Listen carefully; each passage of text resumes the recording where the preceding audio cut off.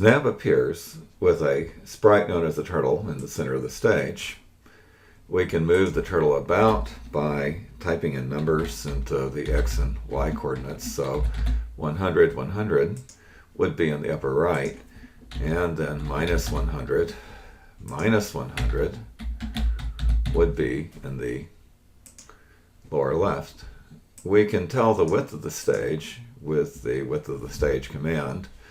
So I could potentially move the turtle somewhere between a random number that is the width of a stage divided by -2 to the width of the stage divided by 2. In other words, from -240 to 240. And if I drop that in to the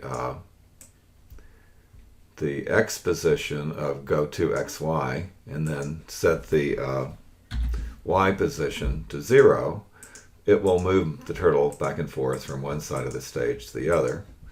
Now, if I replicate this, I can also do the same thing for the height of the stage, and that will then allow me to move randomly all around the stage. So, that gives us a way of picking a random position, and I'm just going to also be sure that the pin is up before we move, but otherwise it will draw a line that I may not want. So I'm going to call this movement across the stage random position. So go to random position. Okay, and if I drop that in like this, then I have a command that will let me move about the stage.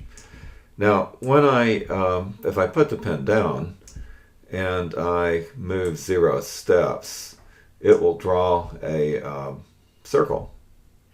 That is essentially the movement of the tip of the turtle. I can make that circle bigger by increasing the pin size. So now if I set the pin size to 10, I get a bigger circle.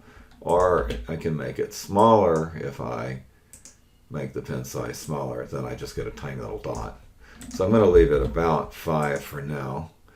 And that offers the possibility of moving about the stage, leaving little polka dots. So I'm going to call this set of two commands that make a dot, call that dot. So every time I run the dot command, I can go to a random position and then run the dot command, and it'll make a dot of whatever size I specify. However, it might be nice if the colors were different. So the pin commands allow me to set a color. So for example, if I want yellow, I can set it to yellow. But I can also set that with these commands, and so each time I'm clicking it, I'm setting the color and the shade of the color.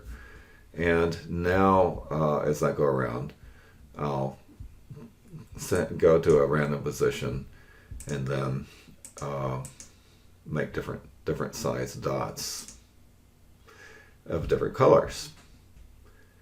If I do that a few times, then I should get some polka dots scattered all across the screen, and that's exactly what I get. So I'm going to call this procedure that makes the polka dots. I'll go back over here and call this polka dot.